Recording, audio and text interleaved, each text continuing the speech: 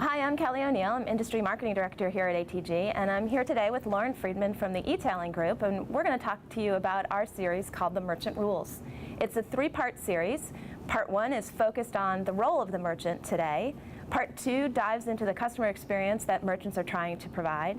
And then part three wraps it up with a look at those two factors as they apply in today's crazy world of cross-channel retailing. So welcome, Lauren. Thanks, Kelly. I'm glad to be here. So let's start out with a little bit of an overview of the series itself. So the reason behind it, we took a look at merchants today, and knowing you've done a lot of work and have been a merchant yourself in the business, thought you'd be able to provide some great perspective on kind of the role of merchandising in today's multi-channel world. So how did you go about it? Well, I think in terms of this series, I was very excited about the opportunity to do it because I was, in fact, a merchant. And as you well know, when we discuss the topic, it's very near and dear to my heart. And as a result of it, in the same way I think we always try to approach things, we like to take the pulse of the merchant community, because I think a lot of times that's really our differential. I reached out to 25 merchants, and one of the key approaches that I took to it was really to try to talk to some of the seasoned merchants. Seasoned is another word for I've been around a long time. And as a result of doing that, I would be able to see merchants on both sides of the fence. So I could talk to people who had been on the traditional side, but also were now dealing with e-commerce. And I thought that would be one of the most interesting perspectives.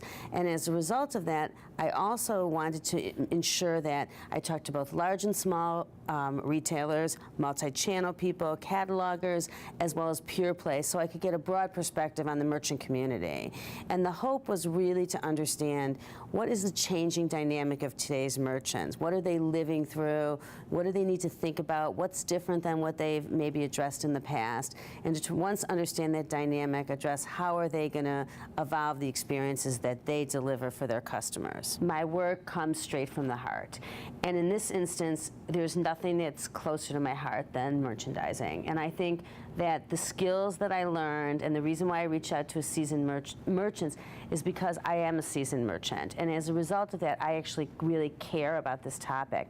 And I think this topic matters, and it needs to matter at the highest level of the organization. So CEOs realize, if you look at the Mickey Drexlers of the world. I mean, if you look at, and I actually invoked, the minding the store, because I spent a little bit of time at Neiman Marcus too, and I think if you look at it, it's no different. It's all about minding the store today. And good merchants are going to drive this, and they're going to drive it because they're going to be the ones to deliver that compelling experience. So whether you're on the mobile team, or you're on the social team, or you're the CEO or the head of marketing, whatever discipline you work at within that organization, you better understand the merchant and IT, because they're going to be calling you to execute against a series of tools and technology that you're going to have to be able to deliver within the context of that brand.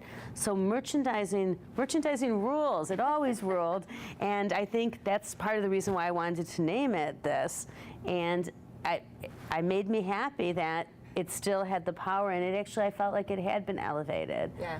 The first part of the first wave of the three-part series is really focused on the role of the merchant today, correct? Mm-hmm. What's the summary statement you'd say there?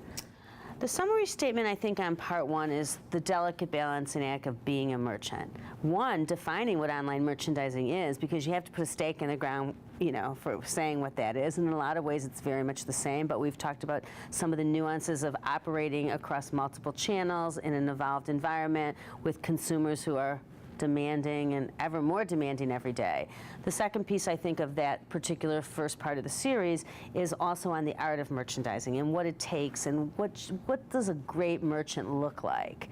And that's very, very important. And how do you automate those processes, and how do you deal with all the data, and kind of marry both the art and the science to make for a perfect merchant.